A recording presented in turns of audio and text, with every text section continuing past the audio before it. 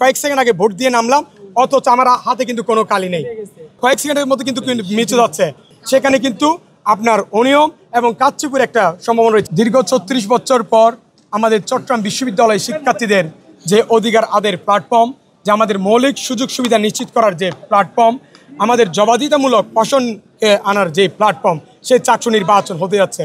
আমরা আমাদের বিশ্ববিদ্যালয়ের ২৮,০০০ শিক্ষার্থীর যে প্রাণের দাবি, আমরা চাকসু নির্বাচন সেটা কার্যকর হতে যাচ্ছে।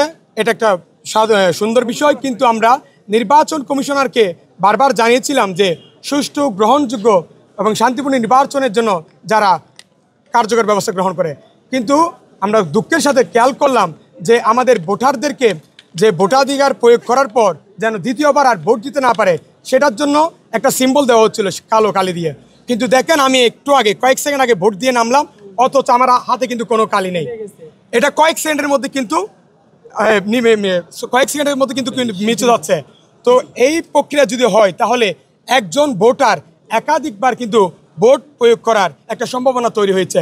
সেখানে কিন্তু আপনার অনিয়ম এবং কারচুপির একটা সম্ভাবনা রয়েছে। আমরা বারবার নির্বাচন কমিশনারকে জানিয়েছিলাম যেন আমাদের ২৮ বছর পর হতে যাওয়া চাকসু নির্বাচন যেন সুষ্ঠু এবং গ্রহণযোগ্য হয়।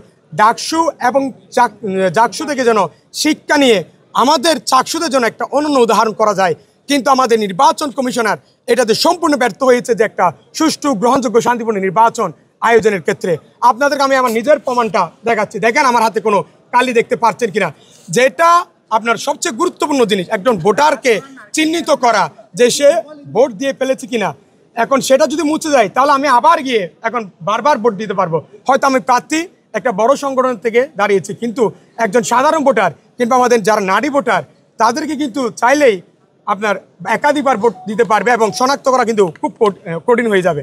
এছাড়াও আমরা যে শুনলাম, এই যে এখন নামার সময় একাধিকজন শিক্ষার্থী আমাদেরকে জানিয়েছেন যে ২১৪ নম্বর রুমে সিগনেচার ছাড়া প্রায় ২০টার মতো ব্যালট পেপার রয়েছে। আমি আমার নির্বাচন কমিশনারকে জানাবো যেন সেটা তদন্ত করে কার্যকর ব্যবস্থা নেওয়া হয়। আমরা বিভিন্ন অনিয়মের অভিযোগ পাচ্ছি।